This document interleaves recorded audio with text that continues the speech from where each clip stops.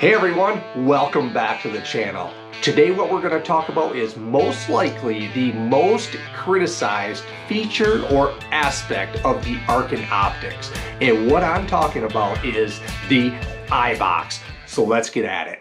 Let's kick this off first with a really simple explanation of what the eye box is. So the eye box is this box or this area behind the optic that allows you to have a full, clear, crisp field of view while looking through the optic. As you know, if you put your eye too close or too far away or off center, that box affects what you can see through the scope. You may not have the full field of view, or you have some haze going around it. And we're going to talk a little bit about why that's more important to some people and why people care so much and why some people don't care. But again, the eye box is that area behind the scope that you need to be planted in to have that full, perfect, crisp, clear view looking through your optic. Now there's a slew of things that affects the eye box or your ability to maintain that perfect eye box. Now I'm only going to touch on a couple of those, and the first one is going to be the construction of the optic. And this is where the criticism with Arken comes into play, because let's face it, this is something that you cannot control other than with your purchase. So the other thing that really affects the eye box is the magnification of your optic. When you set your magnification at a high or the maximum setting, the eye box is going to tighten up on your scope. It's going to get a little bit more difficult to position everything and maintain that perfect eye box, that clear field of view, and to quickly get that field of view.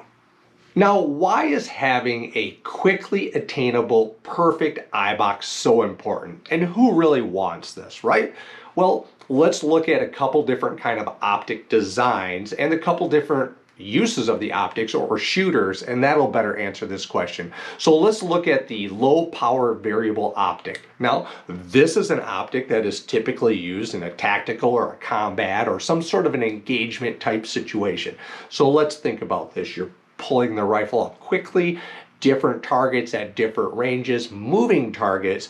You want to quickly have a full field of view to be able to engage multiple targets as quick as possible. Now, Arken's EP8 has some criticism about the eye box. Now, personally, I do have an EP8. I find pulling my rifle up, I am able to quickly get a clear eye box on pretty much from 1 to 8 magnification. I'm not having the issue. Now, however, I am really not a tactical or combat type, engaging multiple targets type person by nature. I don't do this a whole lot. So my perception of this may be off by those who do this more often. So there's some food for thought on that aspect of it.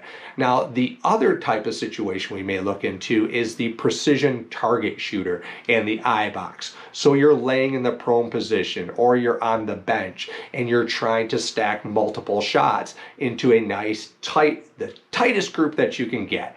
Well, you don't want to keep moving around your cheek placement and you're planting on the rifle and you've got your head in place. Well, with that tight eye box, you cannot move at all at the higher magnifications that you may be using for those highly precision shots. Now, the hunters. Do hunters care so much about the eye box? Well, some may and some may not. Many hunters and myself, I also use my rifle scope to scan and look around and use this sort of like a pair of binoculars to some extent. I like to hold my rifle up and be able to have a clear field of view without having to move around. Now, I'm not shooting at moving targets like wild boar. I'm mostly a white-tailed deer hunter. And does it matter for that? Hunting out of a shack or a stand, not so much. So what are some things that you can do to better your odds to having a perfect eye box and a quickly attained eye box on your rifle? Well, the first thing that I'm going to suggest is if you do not need to use the extreme maximum magnification, turn it down a little bit. That's going to help you out with quickly getting that eye box just right and nice.